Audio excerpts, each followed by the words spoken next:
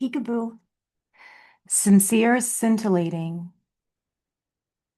secretive, shameful stories from psych wards.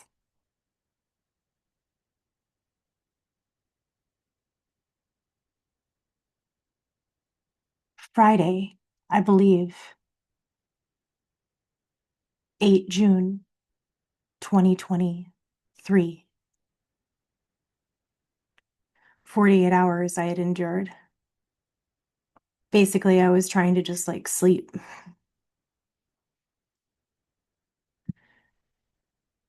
I started getting really antsy, really just wanting to go back home. I had been asking to go back home since I got there. It was a central room that had windows all around it with all the people, like administrative type people, not so much the direct certified nurses, techs, or the people that are right there among the recliners that we're supposed to stay in, I guess. I couldn't stay in mine anymore, even with the sedation. And I think that that's a sign of my like extreme like mental wellness that I wanted to walk around the room and I wanted to look into people's eyes in that room with all the windows and wave and say, I really want to go home, things like that. That seems like something that a really normal person would do in that situation. And that's what I was doing. I probably look like a cage animal, I would imagine. That's how it felt. I felt like a caged wild animal, for real, for real. And I didn't like it. I didn't belong there. I had done nothing wrong. I hadn't harmed anybody. What my co-parent and ex-spouse did was he lifted up my baby in a little argument that he and I were having about just what he had promised and what was happening. He had promised to take care of me on my birthday, and instead he just wanted to lay in bed and watch TV and give me dirty looks. And it was my birthday. And it was kind of a tradition that he would ruin my birthday and make me really angry and make me really sad. So that's what happened on my birthday a couple months earlier. He lifted up our baby, who was 4 years old, little 4-year-old little child, blameless, innocent. He said, "Son, son, this woman, this woman will kill us both." That's what he said. He said, "This woman will kill us both," to our little 4-year-old child. I wasn't going to kill him. I was talking to him about how much of a liar and how much of a no good, worthless husband he was, because he was. But he said he decided that he was going to escalate and say basically that my outcry about being the victim of his abuse was somehow me being a threat to his safety. He was the victim. He was the victim. And I was scary coming at him, threatening his life and safety. Oh, and also he's including our little child. He's telling his own son that that child's mother is going to kill him at the age of 4. So now I'm in the psych ward a couple months later, sent there by that person again. My abuser sent me off to the psych ward saying he didn't know what I was talking about when he knew exactly what I was talking about. The forms, the documentation, the work that was destroyed that I had done, that I know that I had collected, that's a fact. I was telling the truth. all that stuff about Duluth, Minnesota and Wells Fargo Bank and all of that stuff. I'm telling the truth. Those are facts. I'm not in some kind of manic delusional state. All of those things really happened. The ultrasounds, the ultrasound images too. The one that Boj had shown me and a replica, just like the shit with my documentation. So there's some connection. There's some connection. June 6th. So I was asking one of the technicians in the open room if I could please have a shower. It had been 2 days. I wanted to take a shower. I also feel like that is a big sign of my mental wellness. Absolutely. 100%. So I had my shower. I suppose it was somewhere around 9 in the morning. I really wanted to get out of there.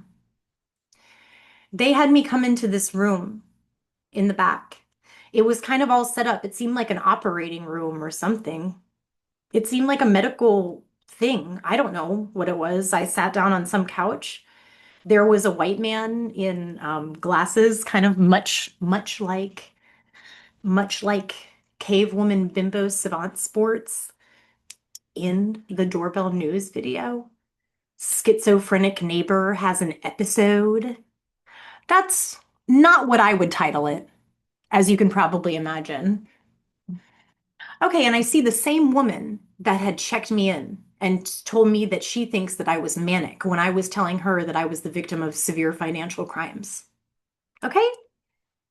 And I said, I thought that you said you were some kind of a judge or like a, are you like a doctor judge or, and she laughed and she was like, oh, yes, I play many roles here, or I serve many functions here, or something.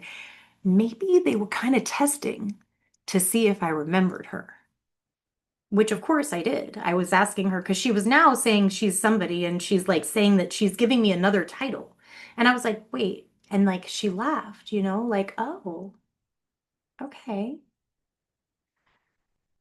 And I can't really remember exactly what more exchange was there. They didn't say anything, but a nurse came from kind of out of nowhere, as I recall. A nurse came and did, um, I can't remember if it was in my left arm or my right. I think it was my right arm. She did put an intravenous um, drip into my right arm. And so I completely went unconscious. And I don't know how long I was out, but I think it was like a truth serum shit. And I think that they were interrogating me under that to see if they could uncover some crimes or something that I was keeping secret or something. That's my guess. That's my guess. And I'm guessing that it has to do with allegations of like child abuse because of like everything. It's really interesting. It's so to y'all. It's so to And I am so emulating OG, checking herself in. Like I'm doing this, I'm talking about all of it. I know I didn't check myself in anywhere. And like, can anyone blame me?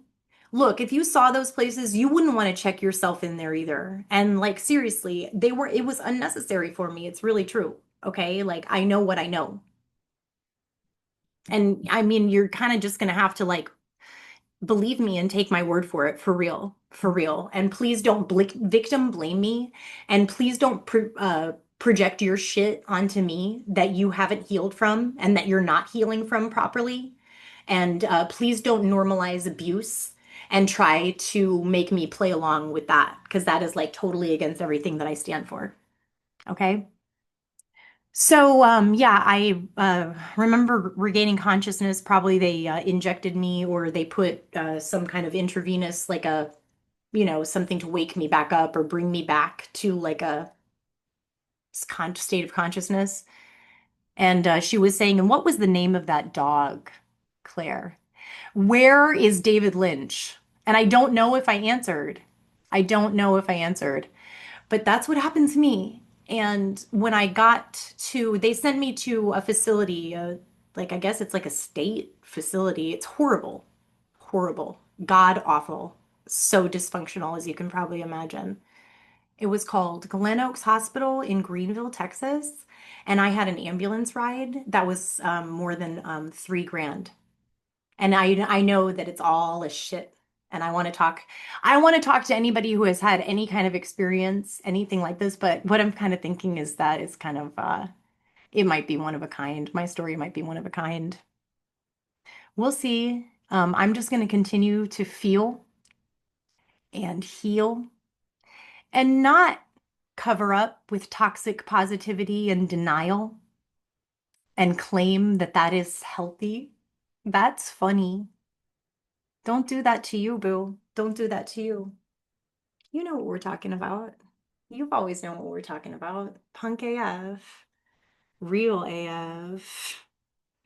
Are you kidding me? And I get it, honey.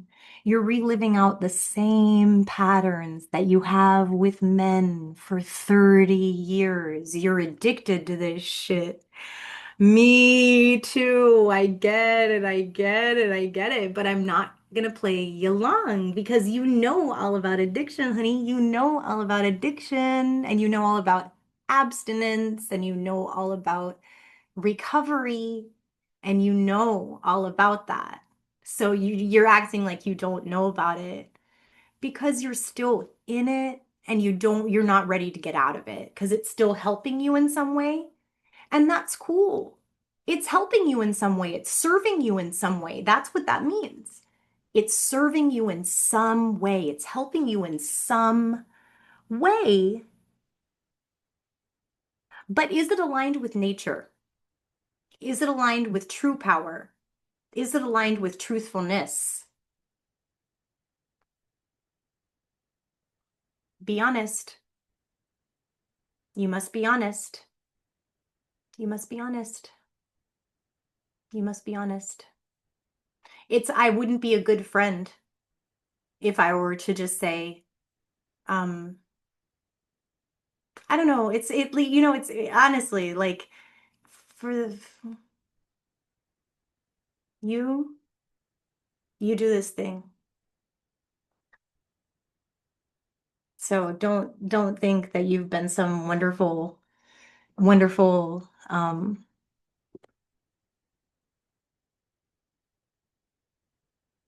what do you say? I'm envious because you're desensitized. As a highly sensitive person, you are the one who first called yourself a highly sensitive person and showed me that I too am a highly sensitive person, and that is a beautiful thing, and I cherish that, and I work and I cultivate a sense of that forever within my spirit. And I'm not going to lie to you, honey,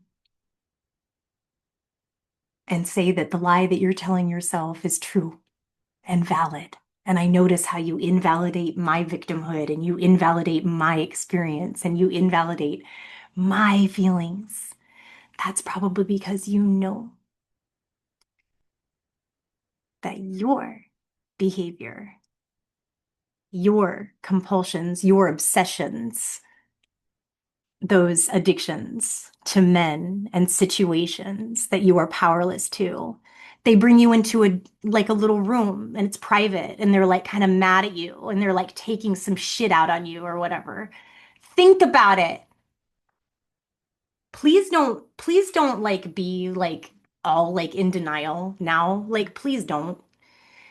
I really need you. I really need you.